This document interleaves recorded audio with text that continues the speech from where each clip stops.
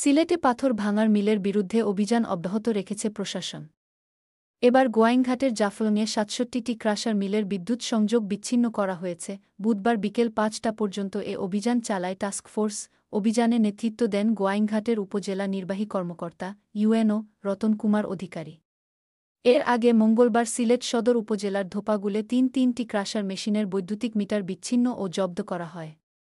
এর আগের দিন সোমবার একই এলাকায় ৩০টি ও জৈন্তাপুর এলাকায় ৫টি অবৈধ স্টোন ক্রাশার মেশিনের বিদ্যুৎ সংযোগ বিচ্ছিন্ন ও মিটার জব্দ করে টাস্কফোর্স। এর ধারাবাহিকতায় বুধবার দুপুর ১-২টায় গোয়াইনঘাট উপজেলার জাফলং পাথর কোয়ারি এলাকায় পাথর ভাঙার ক্রাশার মিলে বিদ্যুৎ সংযোগ বিচ্ছিন্ন করতে অভিযান শুরু করে টাস্কফোর্স।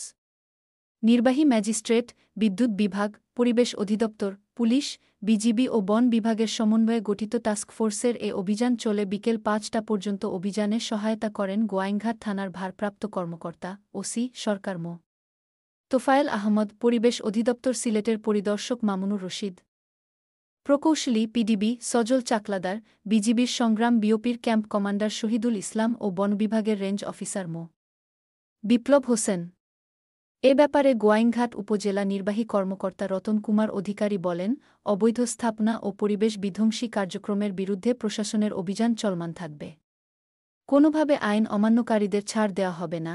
এদিকে সিলেটের বন্ধ পাথর কোয়ারিগুলো খুলে দেওয়া ও ক্রাশার মিল মালিকদের হয়রানি বন্ধ করে ব্যবসা সুযোগ করে দেওয়ার দাবি জানিয়েছে সিলেট জেলা পাথর সংশ্লিষ্ট ব্যবসায়ী মালিক শ্রমিক ঐক্য পরিষদ।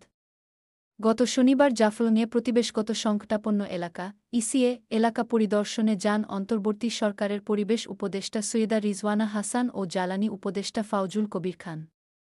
এ সময় তারা পাথর উত্তোলন ও পরিবেশ বিনষ্টকারী কার্যক্রম বন্ধে প্রশাসনকে কঠোর ব্যবস্থা নেওয়ার নির্দেশ দেন।